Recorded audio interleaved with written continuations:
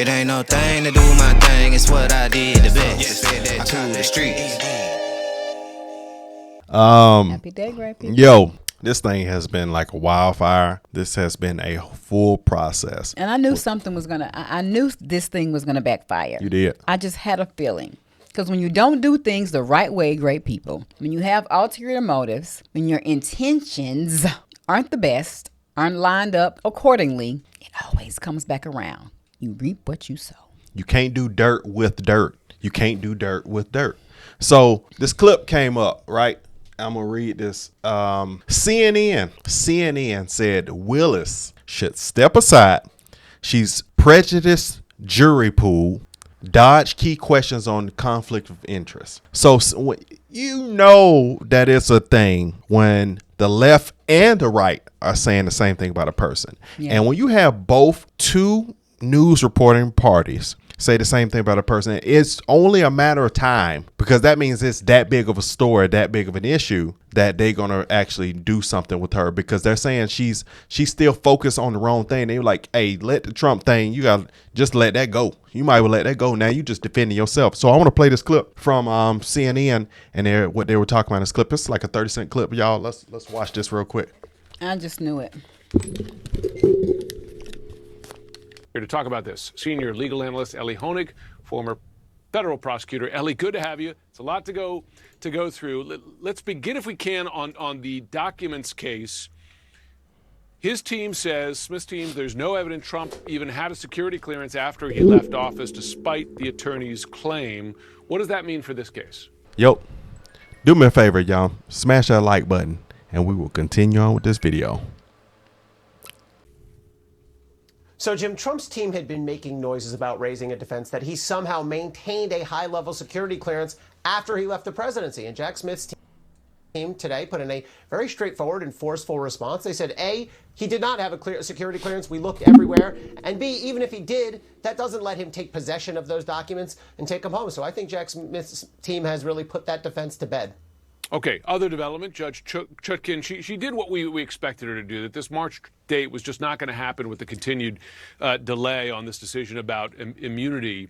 So I wonder, what do you believe is behind this, the delay at the appeals court level of answering this key question about whether the president had virtually unlimited immunity? What does it signal to you, that it hasn't come as quickly as anybody expected?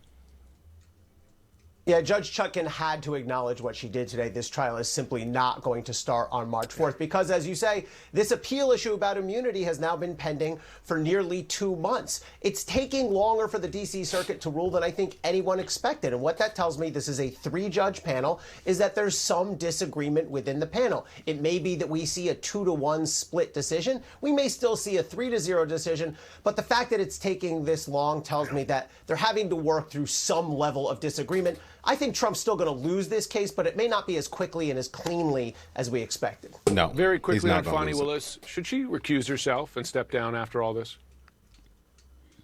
Absolutely. I think if she doesn't do it voluntarily, there's a good chance the judge forces her to do it. I read her response today. It doesn't, in my mind, answer the key questions, not about the relationship. It doesn't matter to me if they're having a romantic relationship or just some other relationship, but about the flow of money, the potential conflict of interest, and her, I believe, wildly improper statements that she's made publicly that are going to prejudice the jury pool here. I think she should step aside, and if she doesn't, I think there's a good chance the judge forces it. We'll be watching all 3 of those. Ellie Honig, thanks so much. See, there y'all have it right there. Y'all have it right there. So the thing is, and I feel the same way, I don't really care about the relationship she had with the man. What you do is what you do. Money. But it's the conflict of interest. But it is. The conflict of interest, but for me, it is the mere fact that he wasn't qualified to take on the role for what he was doing, and he was paid a large amount of money to be in that role. But that level of expertise that some of the other qualifying or more qualifying lawyers with certain type of credentials who know how to handle the type of case that she put him on, they weren't even making that much. No. So how is he someone who is nowhere near around that level of when it comes to law, I guess? Yeah. So that's the problem that I have. Yeah, I know it's a conflict of interest, But even outside of that, it's like he's not even the right person for the job, and you paid him as if he was. Yep. That's the issue that I have. And when you do certain things, even when you do something on that level in a case that's that high profile, they're going to look at everything you do, and that doesn't equal up, and that's just enough to get the whole thing thrown out because of that. That's just like whenever an attorney goes in and they find that one erroneous thing, that one error, everything just that's it. And I think the same thing that she was going after, the same thing she was trying to do has bitten her in the butt, and it's going to be reversed. And then that being the case, my question is, if they shut that down completely, kill that case, will they start looking at her other things she has, like stuff with Young Thug, the rapper? Will they start keep looking? saying Young Thug, but I just don't think they gonna go that far. I'm not for him like that in regards to what he was doing, but in all the questions starts going on her practices, and they start digging at her records and start digging her stuff, and then that could create something that could start unraveling her whole situation, because if she moves like that, then she moves like that on other things. I don't know if I necessarily agree with you on that part. I don't really know her track record when it comes to her being a prosecuting attorney. However, it seems that she's been doing a good job to be in the role that she's in. Okay.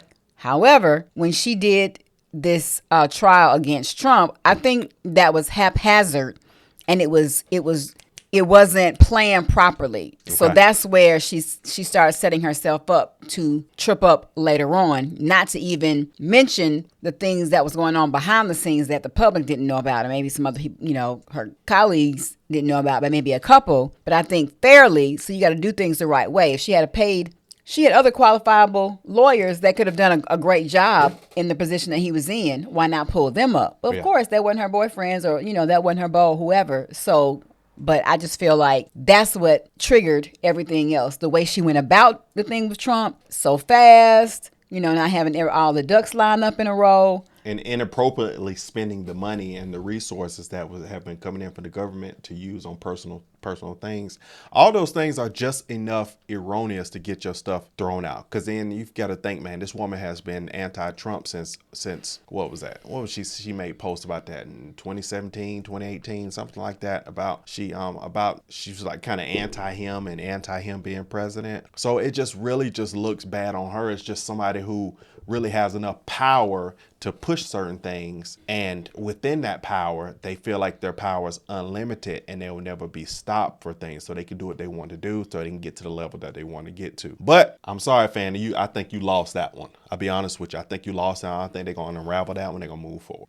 That's right. Well, I feel the same way. It's coming out. It's coming out. So I don't think she's going to be fired, though. I think, like he said, they're going to ask her to step down. So she's going to remove herself. I just don't feel like she's going to be fired. I feel like she's going to have to pay some type of penalty, but still be the DA. I would be surprised. That's just how they move. Yeah. Look at what's still going on now, and we still got the man in office who's in president should have been gone. So I just don't feel like that's the end of every single video. No, so I'm just saying, based off what's going on and what's been going on, I don't think she's going to lose her job. It's going to ask her to step down, and then it's going to go away, and then she's going to still do what she do. Because how big is the DA on the pool and chain of they're big. I mean, that's like the top of the top. They're like number one for that particular state. Because she was looking at. I mean, that's a big thing, because many of them go on to do other roles in politics. So do you think that she would no longer be DA? Do you think they'll step her down, put her in another place? I just don't feel that. Or she will move to another DA position in another state, or another high. Aren't you blackballed at that point? You kind of like on the black. Ain't you kind of like in trouble? Look at all the politicians right now. Well, yeah, politics. Let me tell you something. Do things and still keep their position. It ain't nothing positive about politics. I will say that. Well, that's not true. Shout out to Myron Goldman. I don't think so.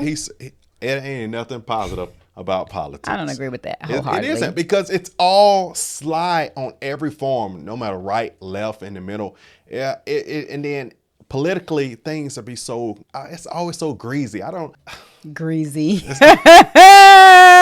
Like Gavin Newsom, greasy Gavin. Speaking of him, he coming up as next. Black conservative perspective greasy calls him. Gavin. All right, man. We're going to go ahead and end that one on there, man. I'm going to drop this off like this, man. 2024, be more.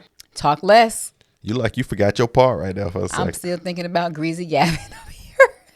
See you in the next video, guys. Bye. Love you. Peace.